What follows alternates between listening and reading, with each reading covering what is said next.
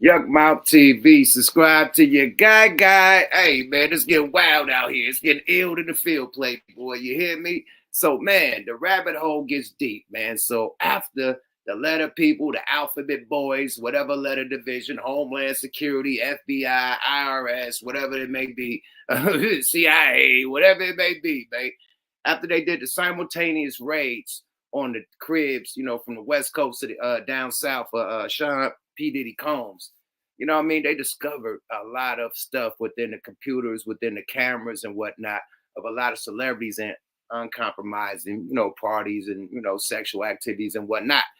And it comes across their radar that Kim K is in there, and I just want to play this footage of what they saying, Kim K allegedly, is doing and her connections allegedly with Sean P. Diddy Combs. You know what I mean? So let's get to this content, man. Fair use, man.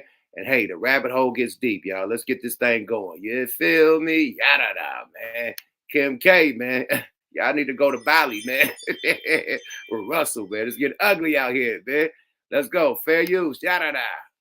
Right past us. But honey, nothing escapes internet detectives. Apparently, a day before the raid on Diddy's house, Kim unfollowed Diddy on Instagram. And why is that suspicious? Well, Kim had a lot of opportunities to unfollow the record executive. You know when Cassie filed her lawsuit? Yeah, that would have been a good time to distance herself from Diddy. But the fact that she chose to do this now, and that too, a day before Diddy's house was raided, smells all kinds of fishy to fans. It's almost like Kim...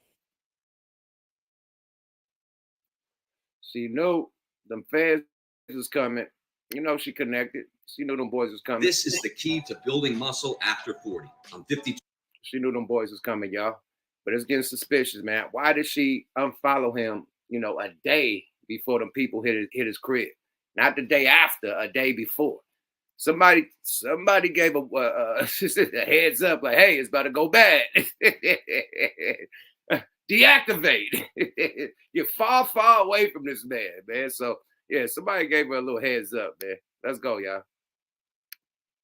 Kim knew about the raid beforehand. She may be a lawyer, but let's be real, her connections can't be that strong. And there's also another thing. The fact that Kim unfollowed Diddy seems to suggest that she was trying to erase any evidence of a relationship between the two. Now, why would she try to do that? Well, the running theory is that Kim has the same skeletons in her closet as Diddy. In fact, she's been rumored to be a frequent Diddy party goer, and if those secrets are revealed, it's going to be lights out for the Kardashians. But are fans merely connecting dots in the air simply because Kim unfollowed Diddy on IG? Well, of course not. As desperately as the Kardashians have been trying to cover up their connections with Diddy, they forgot to keep two figures in the basement, Lou Taylor and Corey Gamble. Both these people hold key positions in Diddy's empire and have been linked to the Kardashians as well. Let's start. Hey, who the fuck is Lou Taylor and Gamble?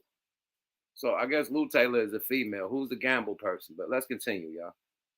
With Lou Taylor first. Ask anyone in the industry and they'll tell you that Lou Taylor is the devil. Britney Spears has a personal score to settle with the businesswoman since she played a direct role in orchestrating Spears' conservatorship. In fact, if Lou hadn't been in the picture, the toxic singer might not have had to go through all that in the first place. Britney laid out the truth in her memoir, The Woman in Me. According to her, before going to court in 2008, the singer's legal guardian at the time and father, Jamie Spears, struck up a close friendship with Lou Taylor. In fact, the exact words that Britney used were that her dad worshipped Taylor. And guess who planted the idea of putting the singer under a conservatorship in his mind in the first place? According to Britney, she was front and center during the implementation of the conservatorship that would later allow them to control and take over my career. She continued. Lou, who had just started a new company called TriStar Sports and Entertainment Group, was directly involved in calling the shots right before the conservatorship. At the time, she had few real clients. She basically used my name and hard work to build her company. Taylor tried to shut down. Hold up, Big Swole Up. Y'all telling me that you could build a multi-$100 million platform, brand name, and you got somebody called the conservatorship that could take over your brand and they could tell you what to do and what not to do and control your money and control your assets. Like, that's wow. Why would you give somebody that much power over your career, over your finances, over your life? Because they put allegedly, they throwing people in, crazy, psycho wards and, giving them medicine allegedly, that make them go crazy. You seen Britney Spears. They thought she was going out of her mind. You know what I mean? So you can't, dope somebody up and make them go crazy, man. So let's continue. Fair use, man. That's wild, man. I ain't never heard of conservatorship, whatever that word is. That's wild. Let's go, y'all. Fair use. Down the rumors by claiming innocence, but Britney's lawyers slapped her in the face with a collection of emails from 2008 that implicated her role in the conservatorship. One of the emails straight up showed Taylor saying that she was looking forward to working with Jamie's legal team. In another email, Taylor said that TriStar will serve as a co-conservator of Britney's multi-million-dollar estate. Honestly, for someone as shady as Taylor, she sure needs to learn how to tell better lies because no one's buying her innocence. Fans know all too well about how she used Britney's earnings to pay for puff pieces about herself in major Hollywood publications, and how she charged her legal fees to Britney's estate. But this is where things get even shadier. Apparently, after successfully putting Spears under conservatorship, Taylor found her true calling. She proceeded to go after other celebrities as well. Back in 2019, Courtney Love blessed the entrepreneur for trying to pull the same dirty tricks on her. She posted some photos of herself in a half-open robe when a fan asked her a burning question. They wrote, "Is it true that Lou Taylor, who planned the conservatorship for Britney with her father, wanted to put you in a conservatorship too? And what do you know?" Courtney replied. The short answer was yes. Meanwhile, the long answer kind of went like this. Lou did try for a mutated strain of a conservatorship. She and the Geralds made an attempt to control Kurt's name and likeness and all Nirvana songs, 96%. Then sell the publishing, by which time right here is exactly what Dave Chappelle was talking about. Yo, word of the day, conservatorship. That's wild. This probably what Kanye was under when he was like, "Oh, the dude is getting me off medicine." And he said, "I can't see my kids." Like, how can somebody say you can't see your kids and put you on prescriptions and put you in psycho wards unless they have control over something? That dude that was doing Kanye like that must have had the conservatorship. So this is wild. This is the first time I ever heard of this shit. It's wild. We learned something new. Let's go, y'all. Fair use. Your name and likeness in perpetuity.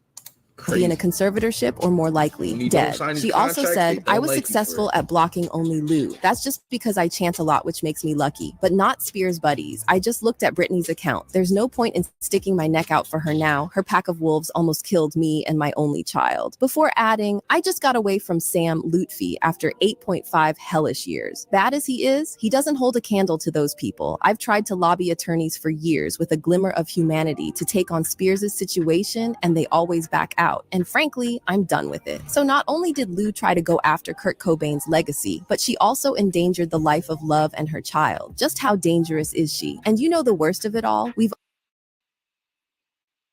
All right, enough about Lou, man. Let's get to Kim and everything. You gave the Most people make one terrible mistake when investing. This guy's monetized, as he should be, has a huge following. Shout out to he spelled this shit hella crazy. Nidis TV. Salute to him for the content. Let's go, y'all. Fair use. We've only scratched the surface. Apparently, Taylor tried to do the same thing to Justin Bieber. What's more, back in 2010, Michael Lohan, aka Lindsay Lohan's dad, also accused Lou Taylor and Dina Lohan, the actress mother, of trying to put Lindsay under a conservatorship, all because they wanted to get that bag. Before we talk about Britney, Mike Lohan, which is the Lohan girl, Lindsay Lohan's daddy, accused Lou Taylor and the mama Dina Lohan for trying to put Lindsay Lohan in a conservatorship concerning her money. They don't call her Lucifer and the gay demon exorcist for no reason, you know. However, despite all the skeletons in Taylor's closet, you have to admit one thing. This lady knows how to get the job done. She's got a killer resume for all the wrong reasons, which makes her exactly the kind of person the Kardashians would consider doing business with. And surprise, surprise, these two are in cahoots after all. Fans didn't learn of their connection until 2020. That year, Lou and her company, TriStar Sports and Entertainment, were named in the public filings of several of the Kardashians' companies, including Kylie Cosmetics, Kendall Jenner Inc., Cactus Jack Enterprises LLC, and KKW Beauty. And that's not all. In February 2023, Taylor reportedly helped Kim Kardashian secure the keys to a $70.4 million mansion in Malibu. Apparently, Kim also got a $48.7 million loan through a trust that happened happened to be associated with Lou's company. Seems like the Kardashians rely on Taylor a great deal because a month later, Khloe took out a $7 million loan for her own home with the help of TriStar. Fast forward to April 2023, and The Sun broke the internet with news of Kylie Jenner. Hey, man, didn't they say the Kardashians was billionaires? Like, hey, why you gotta take out these loans for these homes, man? I ain't hear about Jay-Z taking out no loan to buy no home. Like, why the Kardashians had to take out a $7 million loan to buy a $30 million home? This is, they supposed to be billionaires. Why did Kim have to take out a $40 million loan? That's crazy. I thought they was billionaires. It might not be liquid, it might be assets and, like how they predicted Kanye had $4 billion. Then when he lost Adidas, he was back to 400 million. They probably predicted it, because if you need a bank loan to get a home and you're a billionaire, that don't add up. But let's go, y'all. Fair use. Taking out a $7.5 million mortgage with the help of TriStar to buy a $36.5 million mansion. What's more, Page 6 uncovered documents filed with the California Secretary of State, which revealed Lou as an agent for service of process for the Kardashian-Jenner clan. For those of you scratching your heads right now, it basically means that she was given the position to receive legal correspondence on behalf of the business. But wait, what does this have to do with Diddy and the Kardashians? Wait. Well, if you go through Taylor's client list, you'll find Sean Diddy Combs on there as well. In fact, guess where Taylor first started her career? Uptown Records. She joined a management firm called Davamos, where she got the opportunity to work with the record label, and that's how she ended up in Diddy's orbit. And guess what? They're still working together. An account on X by the name of Mex Defying pulled back the curtain on the alleged connections between Taylor and Diddy. And it's kind of scary how these two have been under our noses the entire time. In another tweet, the person wrote, Diddy and Lou Taylor are both connected to the Live Nation crew. They seem to be the most prolific corporation in the music industry that protects abusers. Oh, and if you thought that was a lot, well, hold on to your hats, because there's apparently a whole lot more to spill. Another tweet said, Diddy and Lou Taylor are both tied to a Christian doctrine that champions the prosperity gospel and fetishizes proximity to celebrities. One example being church home. For anyone still denying the allegations, well, why don't you go through the latest lawsuit filed against the hip-hop mogul by music producer Rodney Lil Rod Jones. The 70-page lawsuit dropped a lot of names, one of which happened to be someone from Lou Taylor's camp. The lawsuit read, upon information and belief, defendants Lucian Charles Grange, in his capacity as CEO of UMG, authorized Motown Records and Universal Music Group to provide financial resources to defendants Sean Combs and Love Records through wire transfers to defendants Sean Combs and Love Records accountant Robin Greenhill. Upon information and belief, Ms. Greenhill ensured the wiring, funds transfer, or cash payments to workers were completed. Who's Robin Greenhill, you ask? Well, not only does she work at TriStar, but she's also been Taylor's associate for a while. Robin was allegedly responsible for surveilling Britney around the clock during her conservatorship. And this person right here, who is the CEO of TriStar Sports and Entertainment, and this is her executive, whatever person, Robin Greenhill. Trust me, I'm going to get to the connection here in just a second. Robin Greenhill was Britney Spears' assistant, who was also accused of bugging her phone, listening, spying on her, etc., etc. And these two women right here were supposed to sit down for depositions regarding a case that's currently still going on with Britney Spears and things that happen. In this new lawsuit with P. Diddy, civil suit, you can read all these things, that he did, including trafficking of minors. And in the court documents, this woman right here, Robin Greenhill, is listed as the person who paid the S workers. And get this, Lou has also been allegedly paying off Diddy's victims using a church slush fund. This person by the name of Lou Taylor is apparently Diddy's manager. And this Lou Taylor woman is also on the board of Hillsong's church home. So Lou Taylor apparently is paying off, allegedly, some of Diddy's victims from this slush fund through some church fund, okay? And guess what? Chris is at the center of it all. That's the one thing about these executives, bro. They know how to move money around, from...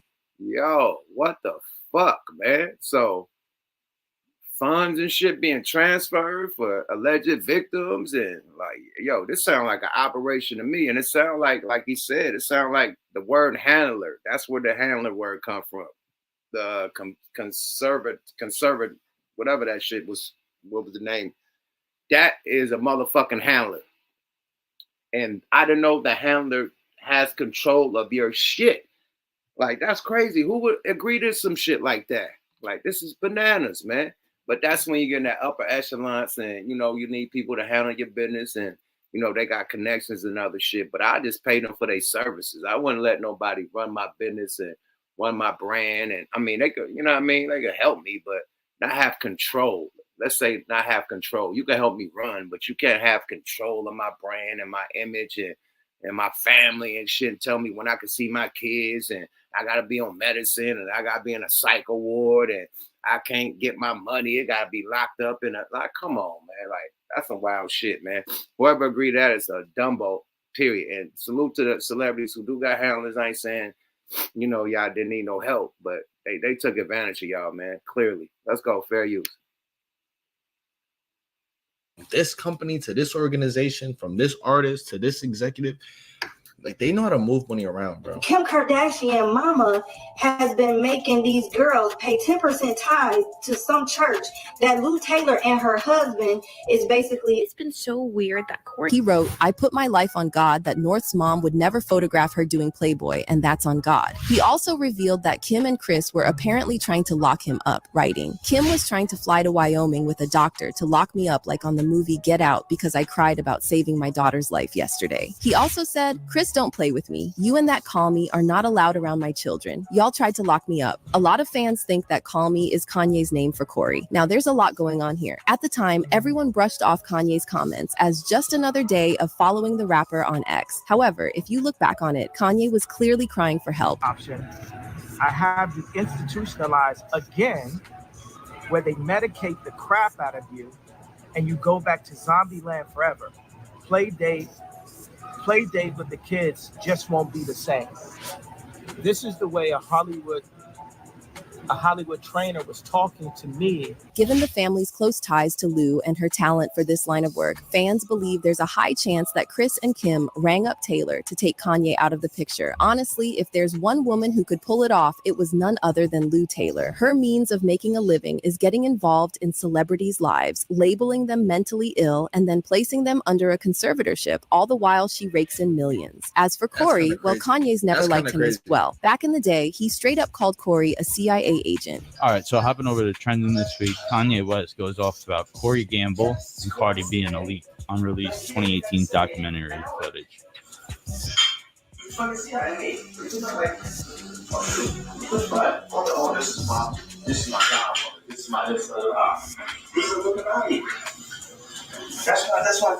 why fucking Cardi B is over there. Cardi B is a plant by the Illuminati. She don't write her raps. She just there to like sound as ignorant as possible and then make songs like get some money.